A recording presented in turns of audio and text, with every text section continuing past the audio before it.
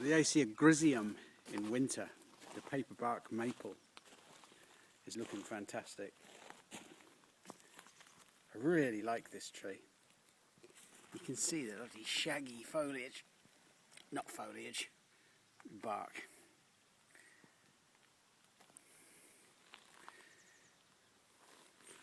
Over here we've just cleared out this piece of ground. This is going to be replanted this year. I've done a planting plan for it, but I'll get Roy to sort that out. Here is a stumpery. Robert made this last year. It's looking really quite bare at the moment, but it's nice with the old bits of stump. They seem to add a maturity, and the moss on them, brilliant. I mean, some people don't like moss, but I just think that looks really, really pretty.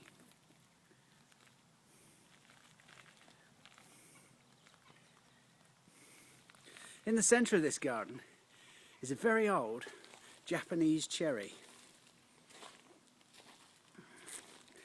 Now, in those days, when this would have been about probably 100 years old, and they used to propagate graft onto rootstocks that were really, really, to be honest, too vigorous for the tree. Now look at the size of the bowl on this. Here's my hand.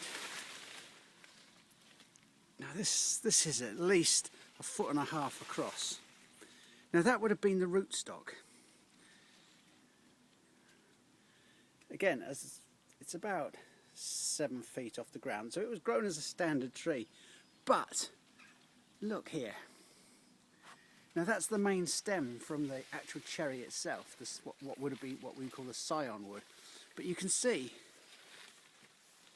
that the wood that's coming out of the graft, albeit 100 years old, is much less vigorous. It's much smaller, and frankly, it does look ridiculous. Today, with modern rootstocks, they're much more compatible.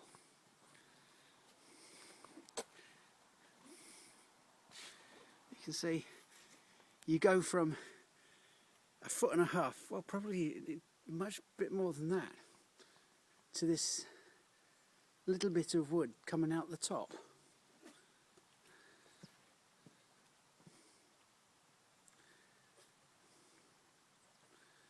It's really peculiar, and it makes it look strange. Again, the moss on the tree looks fantastic. I just wanted to show you that because it is actually quite interesting. From this distance, you can see how it looks. That first 7 foot of 18 inches of stem, nothing above it is wider than 9 inches. But it is a lovely tree. We're not sure what it is. We think it's we know it's a Japanese cherry.